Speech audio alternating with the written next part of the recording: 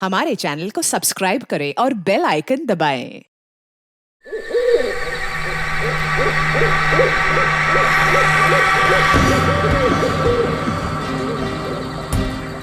अरे यार, इतना एडवेंचर तो मैंने अपनी पूरी जिंदगी में नहीं की जितना इन पिछले कुछ घंटों में हो गया। वाकई यार, बहुत हो गई हाइकिंग साइकिंग। अरे विनय, तू ठीक है ना? हाँ, मैं ठीक हूँ। अगर तू कहे तो यार शहर जाने वाला रास्ता हम अभी ढूंढ सकते हैं। रात को रास्ता कहाँ ढूंढेंगे यार? एक काम करते हैं, सवेरे होने तक यहीं पे रुक जाते हैं, सवेरे होते ही निकल लेंगे। ये हुई ना बात। अरे यार, एक हील अंदर नहीं जा रहा यार। कर यार कुछ।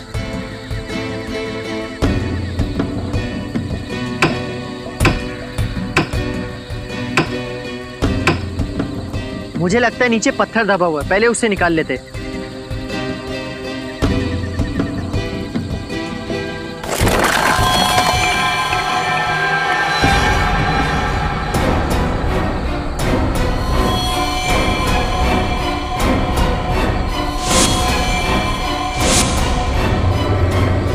यार, हम किसी कब्रिस्तान में तो नहीं आ गए ना? बस यार, अब मैं एक पल भी यहाँ नहीं रुक सकता। चलो अपना अपना सामान बांधते, आओ।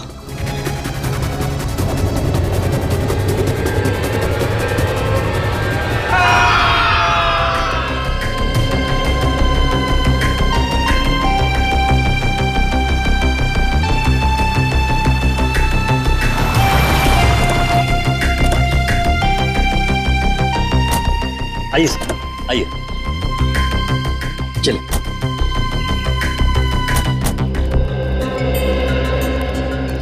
वाओ, आज मेरी जिंदगी का सबसे बड़ा दिन है। इतने लंबे स्ट्रगल के बाद आज मैं गर्व से कह सकता हूं कि ये सारी की सारी जमीन मेरी है। मुबारक हो समर सर, बहुत बहुत मुबारक हो आपको। Thank you very much. कहिए, कैसी लगी आप लोगों को ये जमीन? शहर से काफी दूर है और आप यहाँ हॉलिडे कॉटेज बनाना चाहते हो? यहाँ दूर दूर तक हम खेती करेंगे, फलों की, सब्जियों की, और यहाँ बीच में हम कॉटेज बनाएंगे, हट्स बनाएंगे। ये वाकई नया और अनोखा आइडिया है, लेकिन खेती बाड़ी शुरू करने से पहले हमें यहाँ जमीन की जांच तो करनी पड़ेगी ना।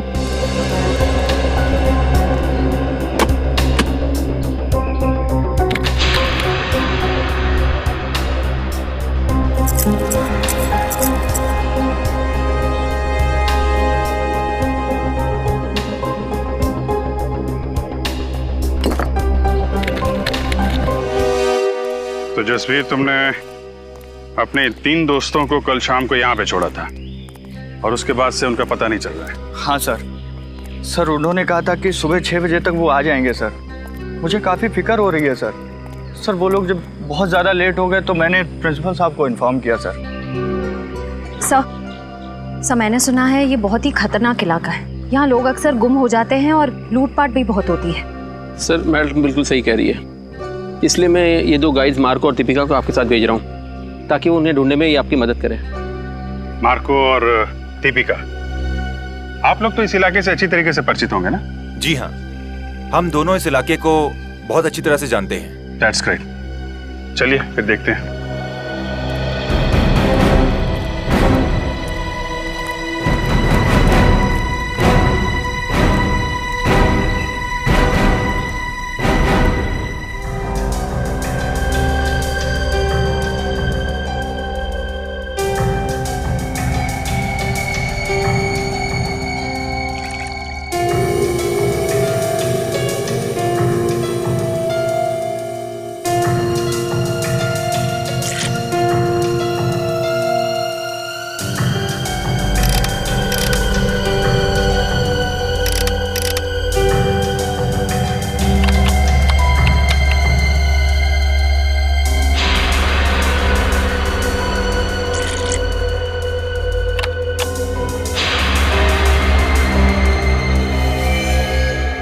नो, क्या हुआ? मिट्टी बंजर है क्या? नहीं, ऐसी तो कोई बात नहीं है। तो फिर ये देखो, मिट्टी में से क्या मिला है। ओह माय गॉड, अब हम क्या करेंगे? करना क्या है, सीआईडी में डॉक्टर सालुंके को फोन करते हैं।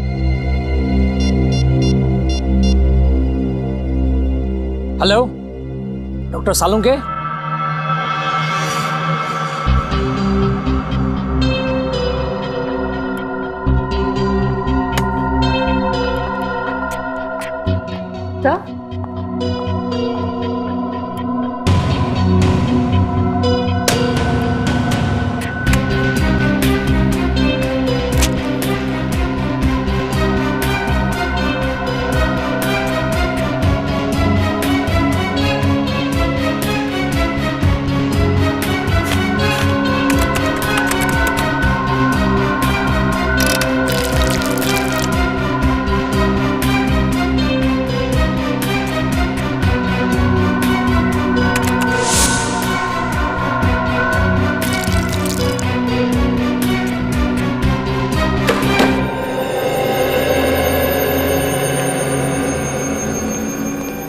आप लोगों का शक एकदम सही था। उस मिट्टी में मुझे पूरे 26 लोगों का डीएनए मिला है।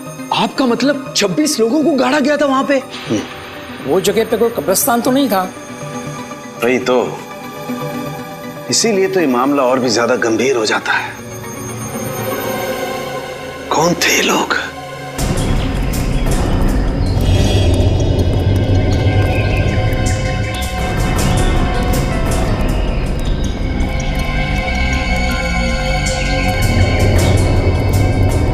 तो इधर बाईं तरफ और दाईं तरफ क्या है? बाईं तरफ खाई है और दाईं तरफ एक जमीन का टुकड़ा है।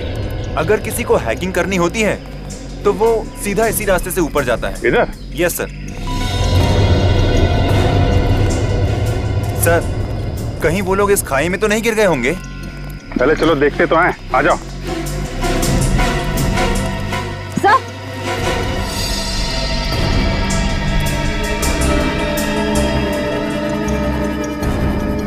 Sir ice cream.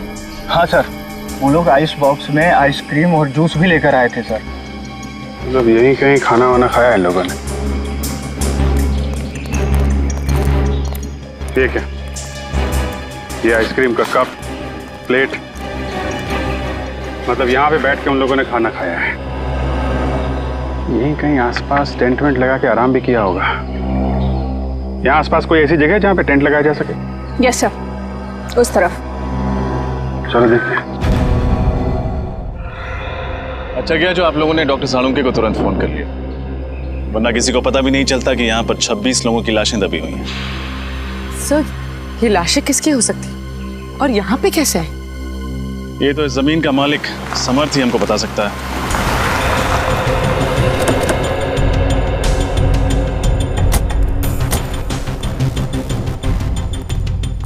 हेलो ऑफिसर, क्या हुआ? अरे अगर कोई तकलीफ थी तो हमें बता देते। सीआईडी वालों को बुलाने की क्या जरूरत थी? जब लाशों के भंडार मिलते हैं तो एक अच्छे नागरिक का फर्ज होता है कि वो सीआईडी को तकलीफ दे। लाशों के भंडार कहाँ? आपकी जमीन के अंदर हमें 26 लाशें मिली। 26 लाशें? ऐसे कैसे हो सकता है? आपको जरूर कोई गलतफहमी हो गई है। कोई गलतफहमी नहीं हुई है। हमें इंसानों की हड्डियां, बाल, दांत मिले हैं। अभी ना जाने क्या क्या मिलना बाकी है आपके जमीन के अंदर से।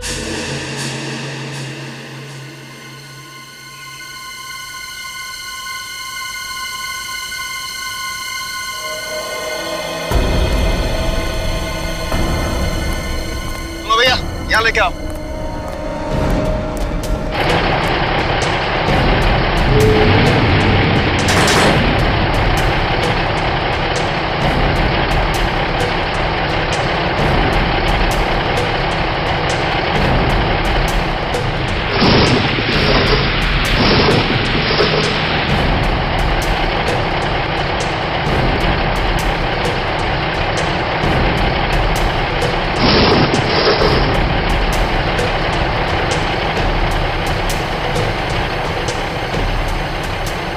मुझे तो यकीन नहीं आ रहा है कि इस जमीन के अंदर 26 लोगों की लाश है। अगर कोई मुजरिम एक भी लाश को गाड़ता है तो वो पकड़ा जाता है, और यहाँ किसी ने 26 लाशें गाड़ी है। कोई भी जुर्म छुपता नहीं डॉक्टर तारिका। इस अपराध से भी पर्दाफाश हो ही गया। उन मजदूरों को लेके जाओ, उनको बोलो उस तरफ खुदाई शुरू करें। आप लोग उस तरफ चलिए।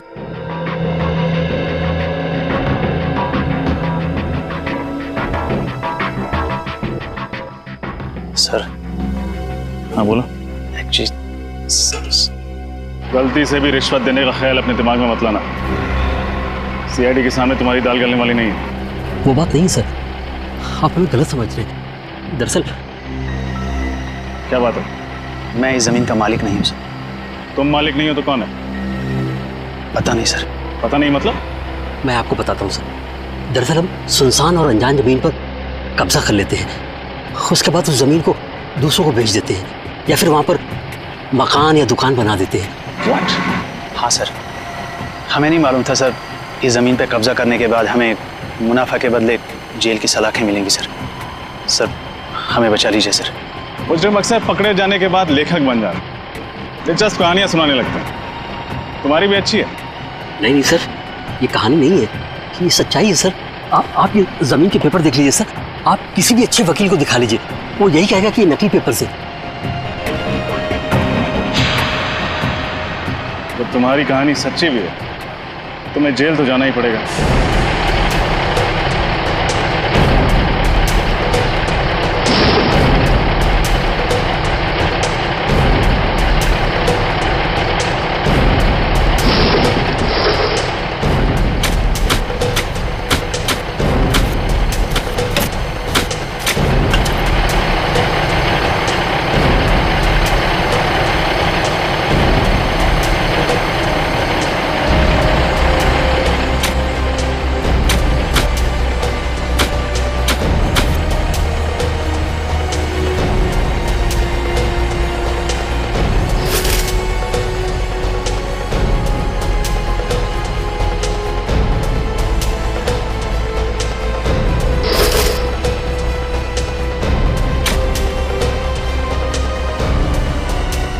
मैडम, ये देखिए मैडम।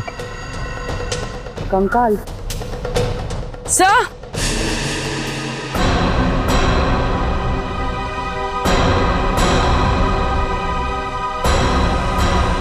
उधर कुछ है? सर,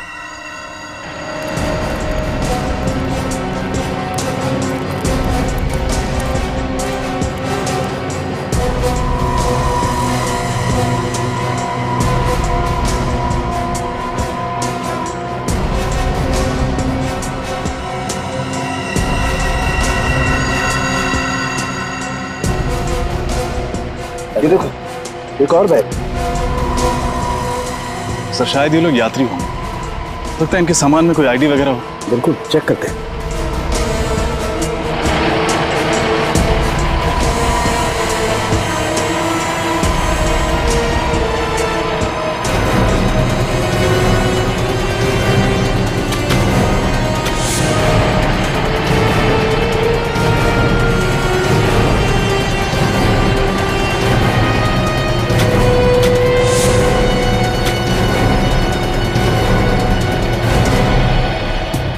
बैग में तो कुछ भी नहीं है, कोई आईडी वगैरह।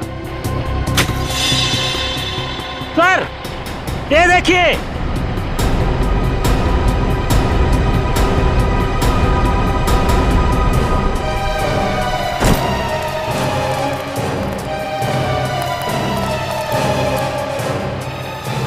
सर, ये देखिए नीम का पत्थर।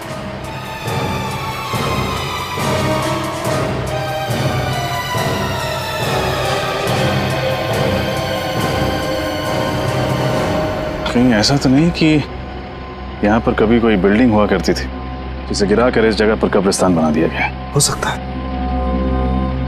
पता नहीं वो कौन सी मनहूस घड़ी थी जब हमने इस जमीन पे बुरी नजर डाली, लेने के देने पड़ गए। आप दोनों हमारे साथ ब्यूरो चलेंगे, आपसे पूछताछ करनी है। जमीनों के घोटाले करने के लिए तुम दोनों को गोल्ड मेडल देना चाहिए। Gold medal. जाने कितनी जमीनों पर गैर कानूनी कब्जा किया तुम लोगों ने, और कितने लोगों को जमीनें बेच भी दी। माफ कर दीजिए सर, गलती हो गई। अब हम वैसी धांधलेबाजी फिर कभी नहीं करेंगे। अरे धांधलेबाजी तो तब करोगे ना जब जेल से छूटोगे। अब आइंदा हम धांधलेबाजी नहीं करेंगे। खज्जर फर्म्स के बारे में बताओ, किसके नाम पर है वो जमीन? बताओ जल्दी। हम सच कह रहे हैं सर, हमें कुछ भी नहीं मालूम।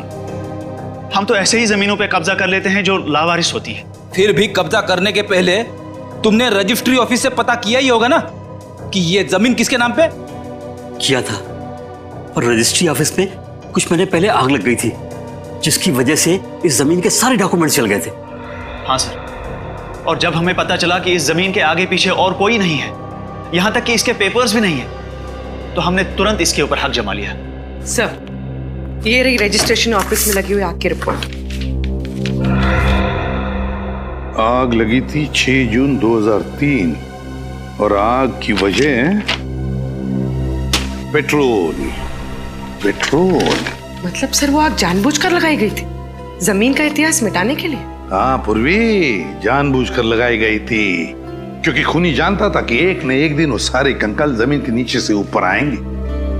इसलिए अपने आप को बचाने के लिए उसने ये रास्ता ढूंढा था। ये पता लगाना चाहिए कि उस नींव के ऊपर वो जो कंक्रीट का कंस्ट्रक्शन मिला है ना, वो ढांचा, उस पर पहले क्या बना हुआ था।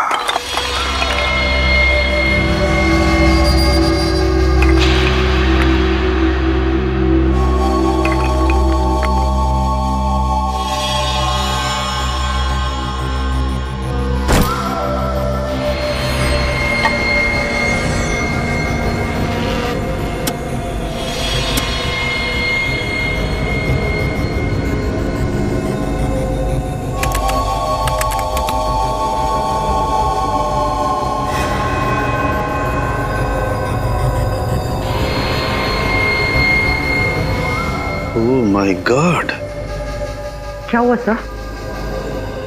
तारिका, ये हड्डी जरा गौर से देखो।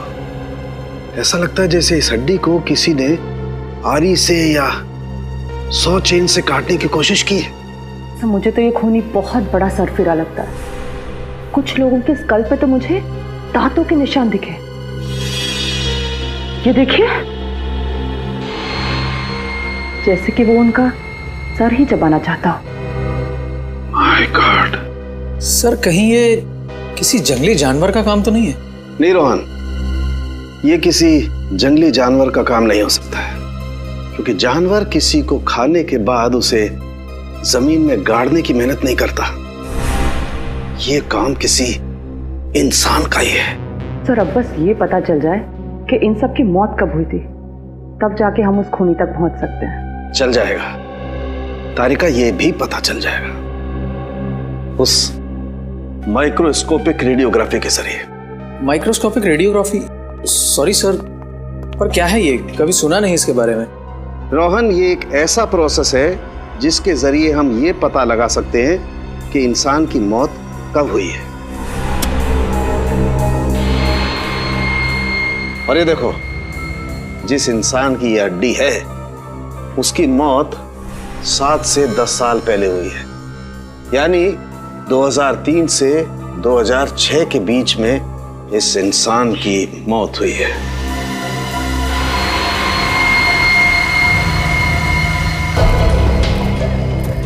और कितनी दूर चलना पड़ेगा अभी?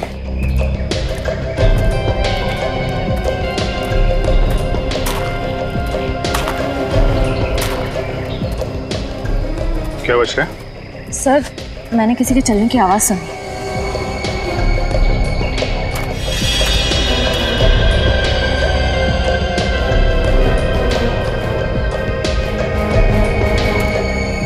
यहाँ तो कोई नहीं दिख रहा। सर, शायद मेरा वहम होगा। इतना सारा खून। ये जितने भी कंकाल हैं, इनमें से कुछ लोग विदेशी हैं, जैसे एशियन, कॉकेशियन, अफ्रीकन वगैरह वगैरह। पर सर, ये सब कैसे पता चलता है? पूर्वी, इंसान की खोपड़ी सब कुछ बता देती है। उसके सर की बनावट, उसकी जबड़े की हड्डी, उसकी नाक की हड्डी की स्थिति, इस सब से उसके रूट्स के बारे में पता चल जाता है। खूनी तक पहुंचने के लिए हमारा ये जानना बहुत जरूरी है कि ये सब कौन है, इनकी पहचान क्या है। आरव का तो अभी तक पता नहीं चल पाया, लेकिन ये दोनों जरूर स्पोर्ट्समैन रहे हों, रनर या कोई एथलीट। अच्छा, इनके पैरों की हड्डियों की बनावट हम आम लोगों से अलग है क्या सर? हाँ, इनके पैरों की हड्डियां आम लोगों के पैरों की हड्डियों से ज्यादा मजबूत है, जैसी एक एथलीट की होती है। सर? हाँ।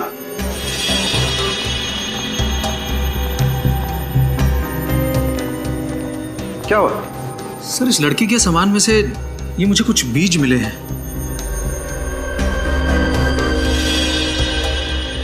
ये किस तरीके के बीज हैं? नागा जोलकिया नाम का मसाला है। ये दुनिया का सबसे तीखा मसाला है और ये इतना तीखा मसाला है कि नॉर्मल नमक या मिर्च की तरह नहीं खाया जाता। तकरीबन हजारों लाल मिर्च की ताकत इस थोड़े से मसाले में है।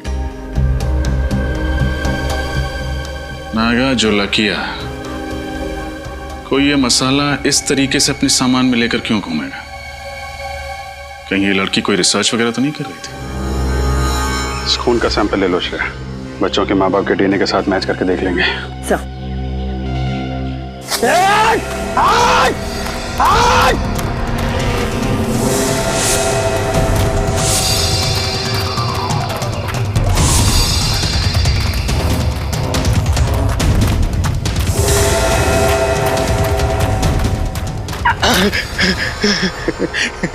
बहुत देर कर दी मेहरबान आते आते।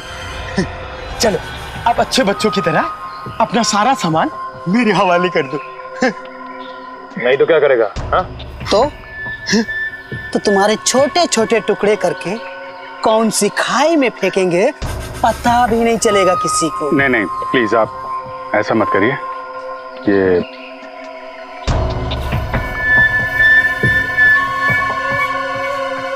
सीढ़ी सीढ़ी और सामान चाहिए आप लोगों को? भाग रहा।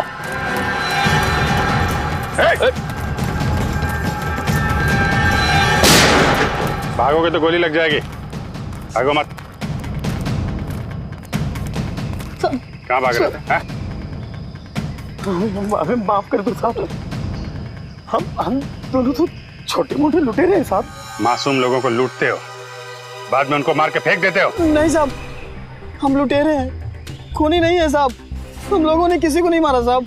अच्छा, फिर ये 3 लड़के कहाँ हैं? क्या किया तुम लोगों ने इनके साथ? कुछ भी नहीं किया, उल्टा उन लोगों ने हम लोगों को मारा। तो उस पेड़ पे वो खून तुम्हारा है? वो खून तो इस वाले लड़के का साहब। मारपीट के दौरान थोड़ी सी चोट लगी थी साहब। किस तरफ गए वो लड़के? जेल की तरफ। जेल की तरफ। चलो दिखाओ। मैं होल्ड करता हूँ। हाँ जल्दी बोलो।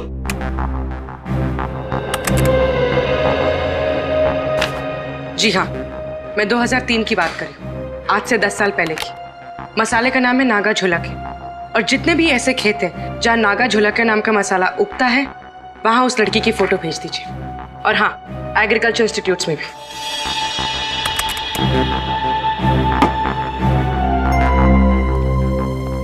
सर, हमें जिन लोगों के कंकाल मिले हैं उनके गायब होने की रिपोर्ट अभी तक नहीं मिली है और इनमें से कुछ लोग विदेशी भी हैं।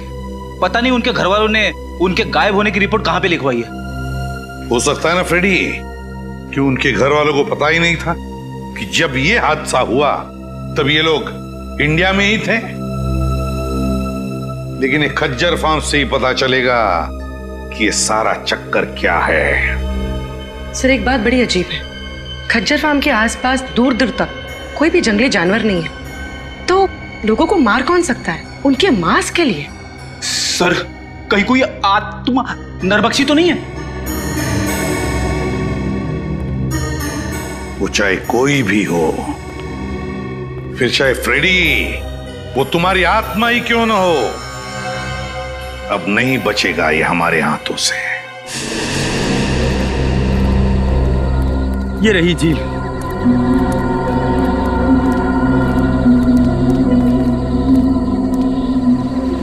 निखिल, श्रेया, झील के आसपास का एरिया अच्छी तरीके से चेक करो, देखो कुछ मिलता है क्या। साहब, हम लोग जा सकते हैं? तुम लोग जाओगे लेकिन सीधे जेल जाओगे। हाँ।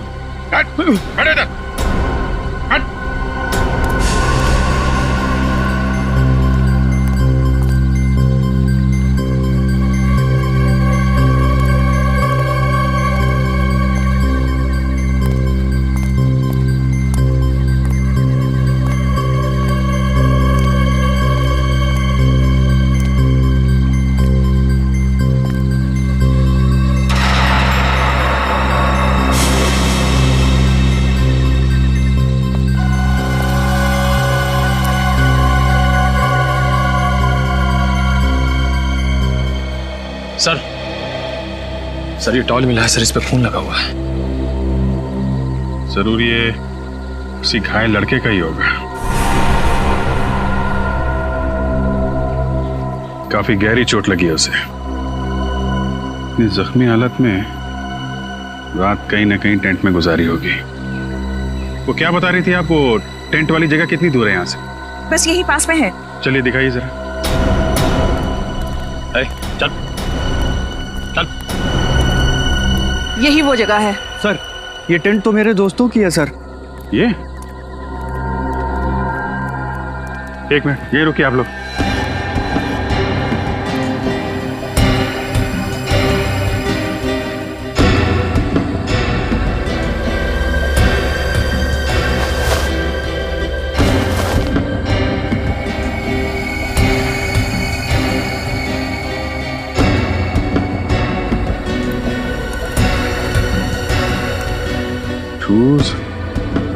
टूटे हुए टेंट, बिखरा हुआ सामान, क्या हुआ क्या यहाँ पे?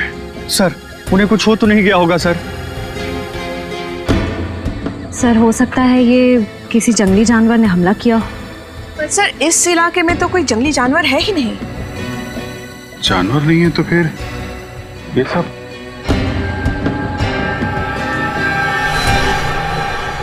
ये क्या?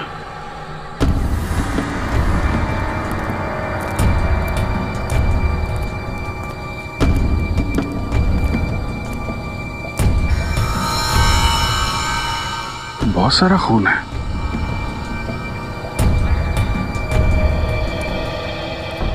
अगर इसमें तुम लोगों का जरा भी हाथ हुआ ना तो तुम लोगों का वो अंजाम होगा कि तुम लोग सोच भी नहीं सकते। श्रेया, सबको जेल में डाल दो, ले जाओ। चलो चल।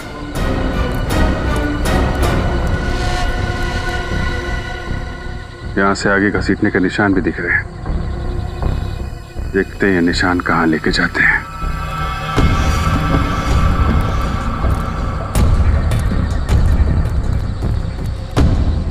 ये क्या चक्कर है?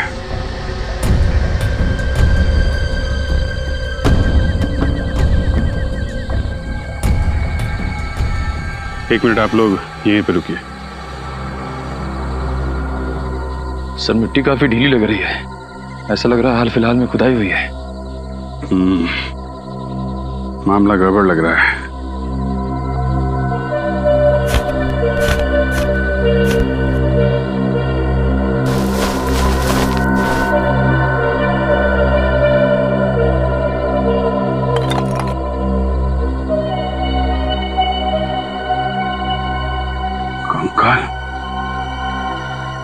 निखिल, कुछ खोदने का इंतजाम करो।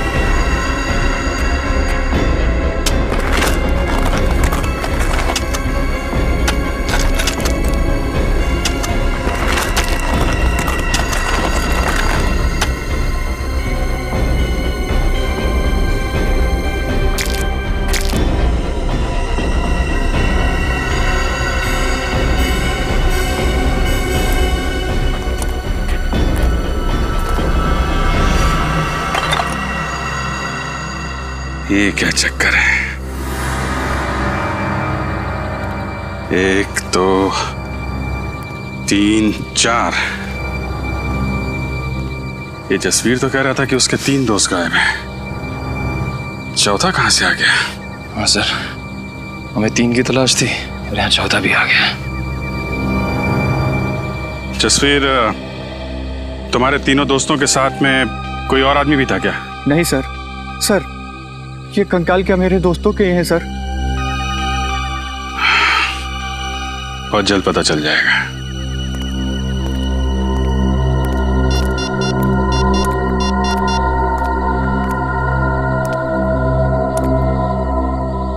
हाँ तारिका जी, आपको जंगल में आना पड़ेगा।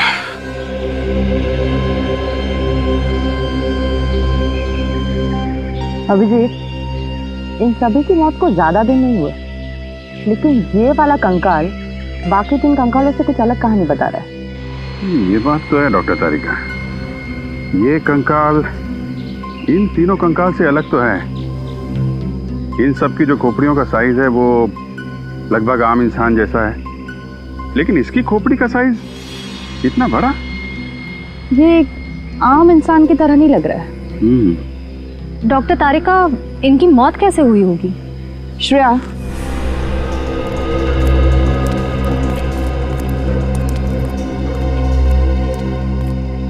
इसकी गर्दन पे और छाती पर दांतों के काटने के निशान हैं, पर फोरेंसिक में टेस्ट करके ही सही नतीजे पर पहुंच सकते हैं। खजर फर्म से मिली फाउंडेशन के अनुसार ही मैंने ये ब्लूप्रिंट तैयार किया।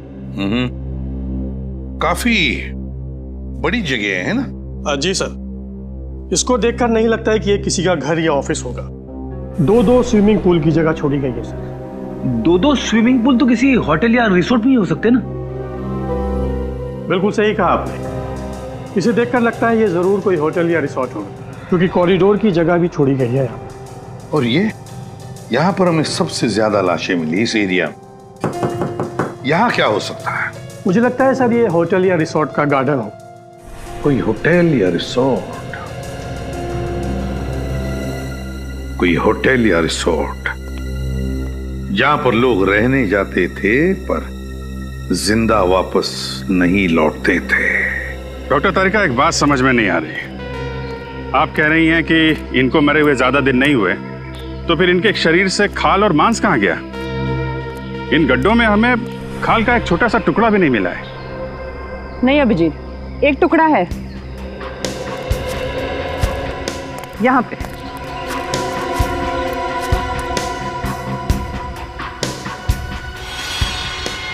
ये देखो, मांस का टुकड़ा है। जी हाँ सर, मैं पहचानता हूँ इन्हें। ये दलजीत है और ये मयंक, दोनों नेशनल लेवल के रनर्स थे। दोनों नेशनल लेवल के रनर्स? पर हुआ क्या? गायब कैसे हो गए ये? सर 10 साल पहले अप्रैल 2003 में मुंबई में एक इंटरसिटी टूर्नामेंट हुआ था। ये दोनों उसी में भाग लेने आए थे। टूर्नामेंट खत्म होने के बाद हम लोग तो उज्जैन वापस चले गए, लेकिन ये दोनों माथेरान घूमने जाना चाहते थे। फिर? सर इन लोगों ने रिक्वेस्ट की थी कि ये 2-3 दिन में वापस आ जाएंगे, लेकिन इनकी कोई खबर नहीं आई। इस लड़की को तो आप जानते ही हैं ना? हाँ सर, ये रिया है। ये पंचगिनी गई थी हाइब्रिड प्लांट के रिसर्च के लिए। मुंबई रुकने का इसका कोई प्लान नहीं था, पर शायद उस रात काफी हाईवे पर जाम था, इसलिए मजबूरी में यहाँ इसे रुकना पड़ा। खज्जर फार्म में?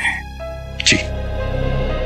पूर्वी ये तीनों के तीनों, ये 2 लड़के और ये लड़की मुंबई शहर के नहीं थे, बाहर के थे, बाहर के। और सर ये तीनों खज्जर फार्म में रुके थे। वही तो, तीनों खज्जर फार्म में रुके। इस मांस का रंग बिल्कुल सफेद हो गया है। डॉक्टर तारिका, ऐसा सफेद तो केमिकल की वजह से होता है ना? हाँ, खूनी ने इन चारों की खाल निकालने के लिए जरूर कोई सॉल्यूशन या फिर केमिकल का इस्तेमाल किया है। सर हमें यहाँ आसपास से किसी भी केमिकल के ट्रेसेस या लैब वगैरह कुछ नहीं मिला है। इसका मतलब इन चारों को मारा कहीं और गया है और बाद में इन्हें यहाँ पे लाके गाड़ दिया गया।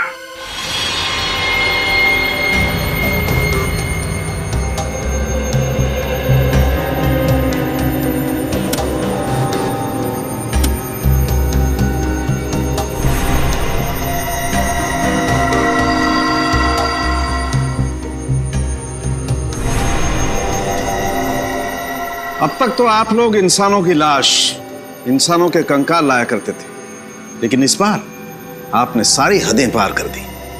क्यों नॉट सर? ये कंकाल भी तो इंसानों के ही हैं। हाँ हैं, वो तीनों कंकाल इंसानों के हैं, लेकिन ये चौथा कंकाल जानते हो किसका है? किसका है sir? Pavilion man. Pavilion man? क्या मतलब? देखो, इंसान को इंसान बनने के लिए कई स्टेजेस से गुजरना पड़ा है, ये तो सबको मालूम है। ये पेलियन मैन इंसान बनने से पहले वाली स्टेज है। अरे बाप रे, ये तो बड़ा ही खतरनाक है। हाँ फ्रेडी, ये बहुत खतरनाक भी है और बहुत ही ज्यादा शक्तिशाली भी है। इन तीनों लड़कों को उस पेलियन मैन ने मार के खाया है, मार कर खाया है अपनी भूख मिटाने के लिए। तो ये जीव नरभक्षी होते हैं, मैन ईटर्स। हाँ पूर्वी, तभी तो इनके दांत हमारी तरह नहीं होते, बिल्कुल बड़े और नुकीले होते हैं। दिखाती हूँ।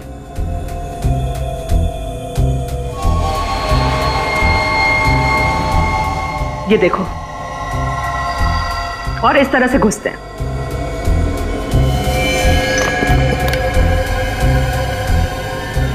सर, हमें तो लगा था ये किसी जंगली जानवर का काम है।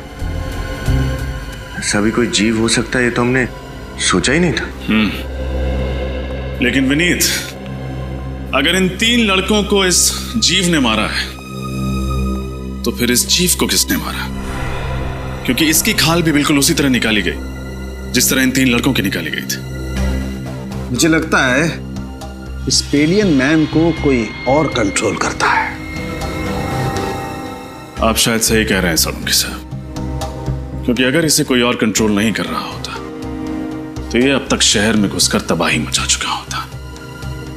कोई तो है जो इसे इसकी खुराक देता है। उस एरिया के सारे रिसोर्ट्स में जाके चेक करना होगा।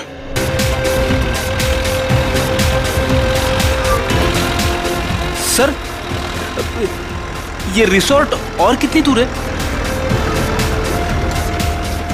बस थोड़ी देर में आ जाएगा, वो देखो।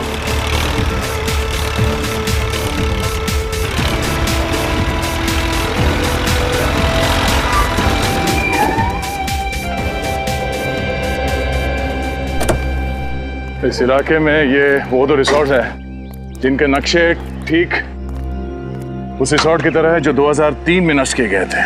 अब सर, उन तीनों लड़कों का और उस आदि मानव का कंकाल भी तो हमें आसपास के एरिया में से मिला था ना। फिर रिसोर्ट में जाने से खतरा हुआ तो? फ्रेडी, खतरा है इसीलिए तो जाना है। ये देखो, दोनों रिसोर्ट्स में खुफिया रास्ते हैं। एक रास्ता ये तहखाने की तरफ जाता है और ये दूसरा रास्ता रिसोर्ट से बाहर निकलता है। ये जो कोई भी जीव है जिसने इतना आतंक मचा रखा है, उसे इस रिसोर्ट के किसी खुफिया कोने में पाल पोस के बड़ा किया गया होगा। हाँ सर, कोई तो है जो अपने फायदे के लिए इस जीव का गलत इस्तेमाल कर रहा है और खून की नदियां बहा रहा है। एग्जैक्टली। वो जो कोई भी है, आज की रात उसकी जिंदगी की आखिरी रात होगी। काम करते हैं, मैं और सचिन ये सामने वाले रिसोर्ट में जाते हैं। फ्रेडी, तुम और निखिल यहाँ इस रिसोर्ट में जाओ। सर, मैं आपके साथ आता हूँ। नहीं, निखिल की रक्षा के लिए तुम्हें इसके साथ जाना पड़ेगा। चलें सर? चलो, डरना नहीं, मैं हूं ना।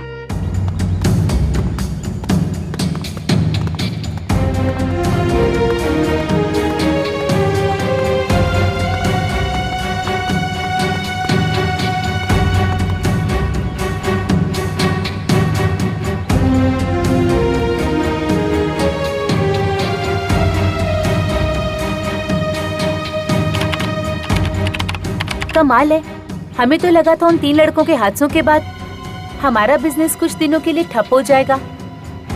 वैसे आप लोगों को डर नहीं लग रहा ट्रैकिंग करने में? आप किस हादसे की बात कर रही है? हमने तो ऐसा कुछ सुना नहीं था। चलिए, अच्छी बात है कि आपने ऐसा कुछ भी नहीं सुना। वो कहते हैं ना, इग्नोरेंस इज ब्लेस। अच्छा, वैसे ये बताइए कि हम लोग अपने कमरे में खाना कब तक मंगवा सकते हैं? रात में 11 बजे तक। उसके बाद रिसेप्शन पे कोई नहीं रहता। वैसे चलिए, आइए।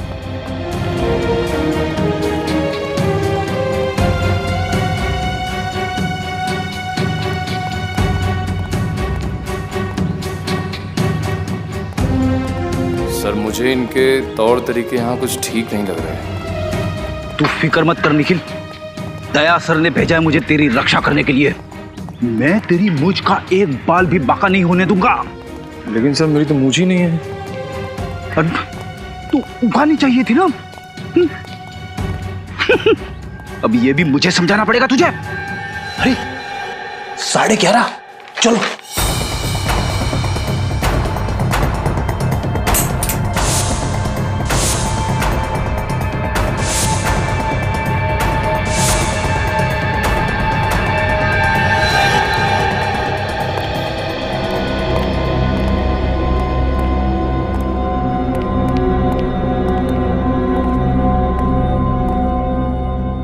दरवाजा तो कॉरिडोर पे खुलता है, नीचे चलते हैं।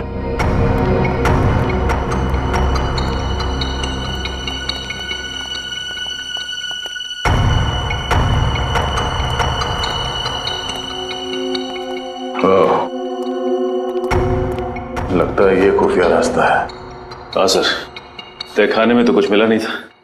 हो सकता है यही दरवाजा हमें मुजरिम तक पहुंचा दे।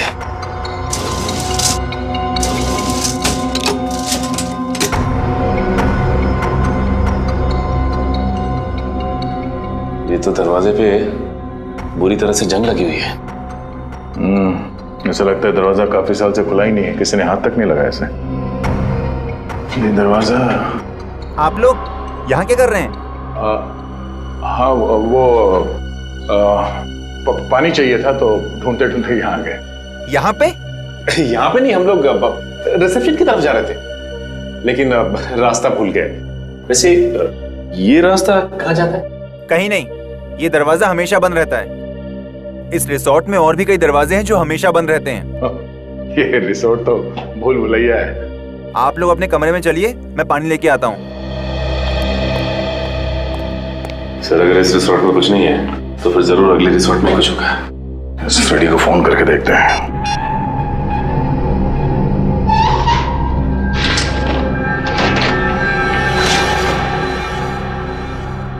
अरे बाप रे, कितना अंधेरा है यहाँ पे। ना तो कोई बल्ब है और ना ही ट्यूबलाइट। लगता है फ्रेडी का मोबाइल नेटवर्क एरिया में नहीं है, लग नहीं रहा। सर एक मिनट, मैं निखिल का ट्राई करता हूँ। ये यहाँ पे दरवाजा है।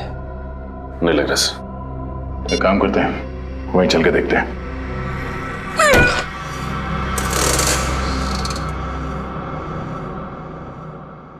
अरे एक और खुफिया दरवाजा। हाँ सर।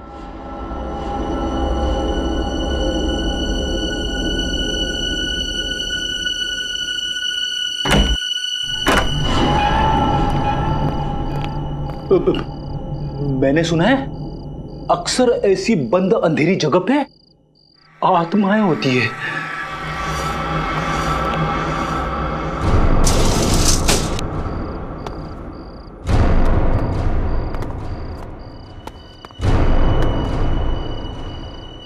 इतना सारा खून, खूनी आत्मा। सर खूनी आत्मा नहीं, नरभक्षी जीव। सर उन मुजरिमों ने उस नरभक्षी जीव को यहीं छुपा रखा है और अपने गुनाहों को अंजाम दे रहे हैं। ये चाकू, ये हड्डियां, ये खून, सर मुझे पूरा यकीन है वो नरभक्षी जीव यहीं पे है सर, यहीं पे। मगर है कौन वो जिसने इस नरभक्षी जीव को पाल के रखा है? उसे जरा भी डर नहीं लगा कि अगर इस नरभक्षी जीव ने उसे ही खा लिया तो? रिसोर्ट के नक्शे के हिसाब से रिसोर्ट से बाहर जाने का ये खुफिया रास्ता है। सर दरवाजा तो खुला हुआ है। हाँ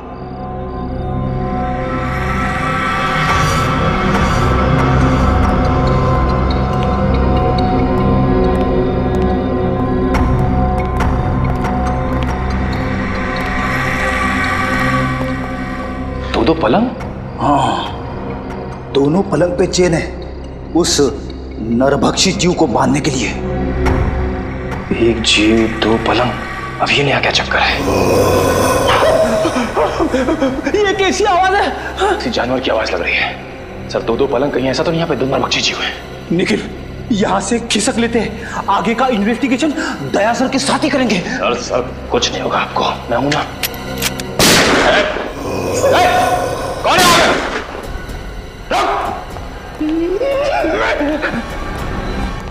ये गेट खुला है। सर फिर तो फ्रेडी और निखिल इतनी क्या होंगे? हाँ निखिल सही देखिए, हड्डी और ये खून। Oh no.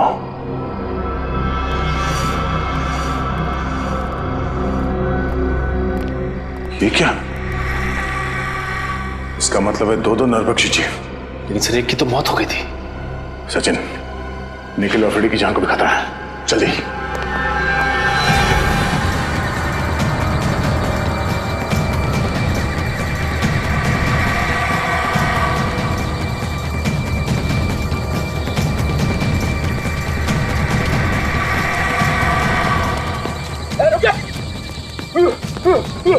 भागना मत वरना गोली चला दूंगा। रुक।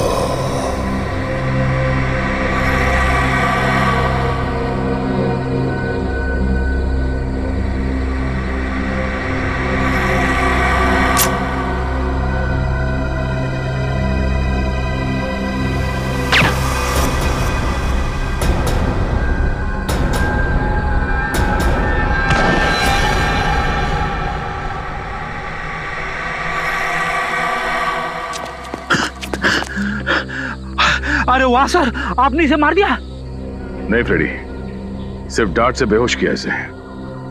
अच्छा हुआ सर आप लोग आ गए, वरना आज मेरी वाइफ का सुहाग उजड़ने वाला था। हट जाओ तुम लोग, हट जाओ वहां से। लगता है इस जीव का मालिक मैदान में निकल ही आया। इसी वक्त का तो इंतजार था हमें। हट जाओ वहां से, हट जाओ वरना गोली चला दूंगी। अरे सर ये तो दीपिका है। हट जाओ। गन नीचे करो। निकल जाओ यहाँ से। गन हटाओ, गन नीचे रखो। मैं कहती हूँ हट जाओ वरना गोली चला दूंगी। दीपिका गन नीचे करो। मैंने कहा हट जाओ यहाँ से। सचिन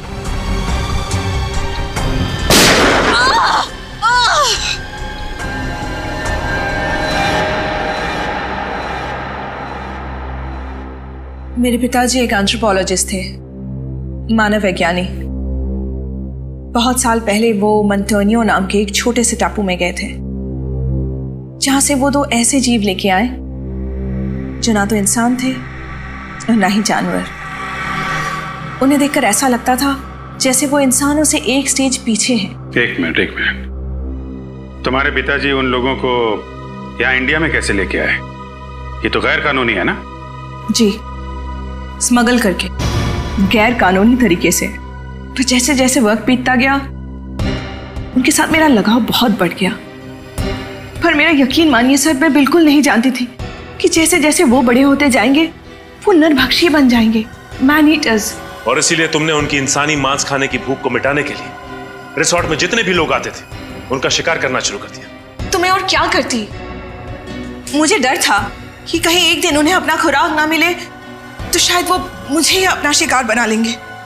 अगर इतना ही लगाव था तुम्हें इन दोनों से, तो तुमने एक जीव को मार क्यों दिया?